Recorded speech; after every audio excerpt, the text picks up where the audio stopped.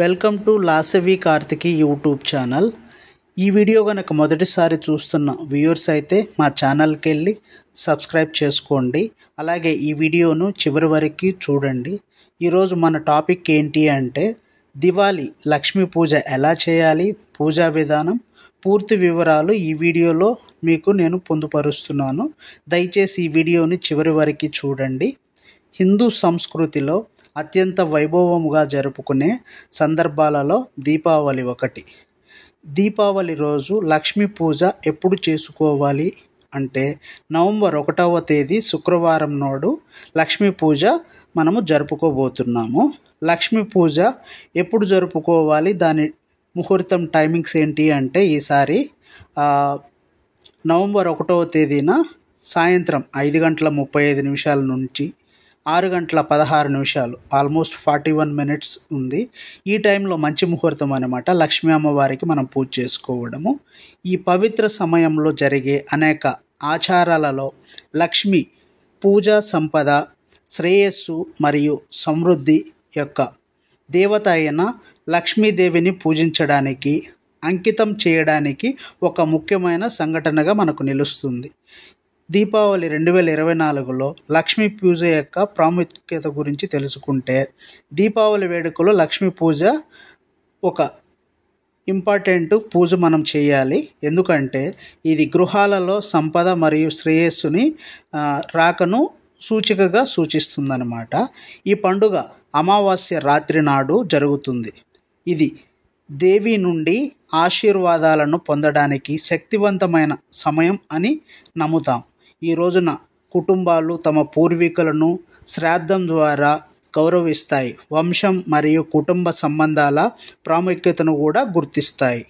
దీపావళి 2024 లక్ష్మీ పూజ కోసం మనము ఎలా సిద్ధం చేసుకోవాలి, మీకు స్టెప్ బై స్టెప్ ప్రొసీజర్ అనేది ఈ వీడియోలో మీకు ఎక్స్ప్లెయిన్ చేస్తాను. దయచేసి ఈ వీడియోని చివరి వరకు చూడండి, దయచేసి స్కిప్ చేయకండి. దీపాల పండుగ అయిన దీపావళిని అపారమైన భక్తి శ్రద్ధలతో జరుపుకుంటారు. మరియు దాని ముఖ్యమైన అంశాలలో ఒకటి అమావాస్య రాత్రి నిర్వహించే లక్ష్మీ పూజ. ఈ సంవత్సరం దీపావళిని సంప్రదాయ ఆచారాలు మరియు ప్రార్థనలతో జరుపుకుంటారు. సంపద మరియు శ్రేయస్సు యొక్క దేవత అయిన లక్ష్మీదేవి అమ్మవారు, వినాయకుడు మరియు ఇతర దేవతల ఆశీర్వాదాలను ఆహ్వానిస్తారు. మీ లక్ష్మీ పూజను అత్యంత ఖచ్చితత్వంతో మరియు భక్తితో నిర్వహించాలని నిర్ధారించడానికి ఈ శుభ సందర్భానికి సిద్ధం చేయడంలో మీకు నా వంతుగా సహాయం చేయడానికి ఇక్కడ మీకు పూజా విధానము కంప్లీట్గా చెప్తాను. ఎలా స్టార్ట్ చేయాలి, స్టిల్ ఎండింగ్ వరకు మీకు స్టెప్ బై స్టెప్ ప్రొసీజర్ అనేది ఈ వీడియోలో చెప్పబోతున్నాను. దయచేసి పూర్తి వరకు ఈ వీడియోను చూడండి, దయచేసి స్కిప్ చేయకండి. ఏమైనా సలహాలు సూచనలు ఇవ్వాలన్నా కానీ మా కామెంట్ బాక్స్లో లాక్ చేయండి. సో మీ సలహాలు చాలా విలువైనవి. దీపావళి రోజున ఉపవాసం ఎలా ఉండాలి? దీపావళి సన్నాహాల్లో ఉపవాసం అనేది ఒక అంతర్భాగం అన్నమాట.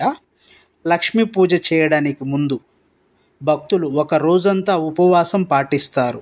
ఈ ఉపవాసం ఒకరి శారీరక సామర్థ్యం మరియు అంకిత భావాన్ని బట్టి నిర్ణయించబడుతుంది. ఈరోజు నీరు లేకుండా పండ్ల అయినా సేకరించవచ్చు, లేదా పాలు మాత్రమే కావచ్చు. పూజ పూర్తయిన తర్వాత ఉపవాస దీక్ష విరమిస్తారు. తరువాత దీపావళి లక్ష్మీ గణేష సరస్వతి పూజ ఎలా చేయాలో చెప్పుకుందాం. దీపావళి పూజలో లక్ష్మీదేవిని కాదు, విఘ్నాలను తొలగించే వినాయకుడిని, జ్ఞానదేవత అయిన సరస్వతీదేవిని కూడా పూజిస్తారు. సంపదల దేవుడైన కుబేరుడిని కూడా పూజిస్తారు. పూజలో పొందుపరిచిన ముఖ్యమైన ఆచారాల విచ్ఛిన్నం ఇక్కడ ఉంది.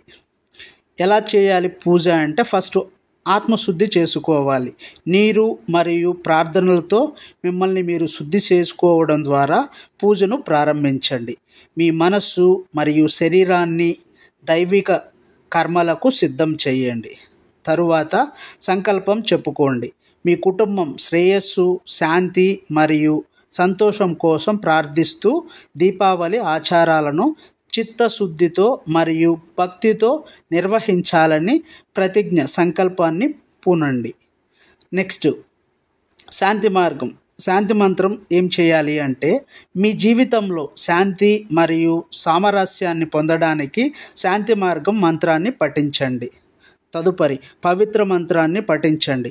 ఈ మంత్రాన్ని పఠించడం వల్ల కోరికలు నెరవేరుతాయి మరియు భక్తులకు విజయాన్ని చేకూరుస్తాయి. తర్వాత కలశ స్థాపన అనేది దేవతలకు ప్రతిరూపంగా నీటితో నిండిన పవిత్ర కుండ స్థాపించే ఒక ముఖ్యమైన ఆచారం. కలశాన్ని ఉంచిన తర్వాత ఈ క్రింది దేవతలను పూజిస్తారు.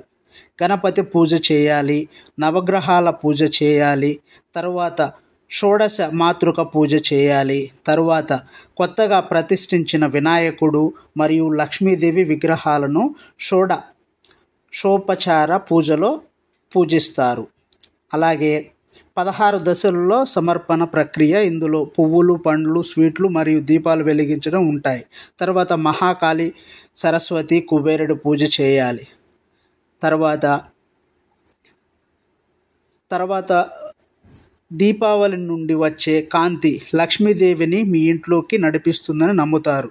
లక్ష్మీ పూజ పూర్తయిన తర్వాత విసర్జన చేసి కృతజ్ఞతా ప్రార్థనలు చేసి రాబోయే సంవత్సరానికి దేవతల ఆశీర్వాదం పొందండి.